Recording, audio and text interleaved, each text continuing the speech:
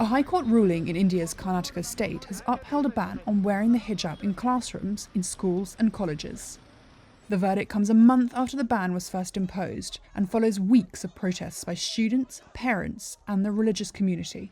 The court ruled the hijab is not part of essential religious practice in the Islamic faith. Institutional discipline prevails. And Karnataka Advocate General Prabuling Navaji stated that institutional discipline prevails over individual choice. And in all the the High Court has rejected all the petitions. The students who challenged the decision in court argued the hijab is a fundamental right guaranteed under India's constitution and an essential practice of Islam. In light of the verdict, a third-year female student said that she was considering dropping out of her classes. Court case critics argue the decision is a way of marginalising a community that accounts for 13% of Hindu-majority India's 1.35 billion people.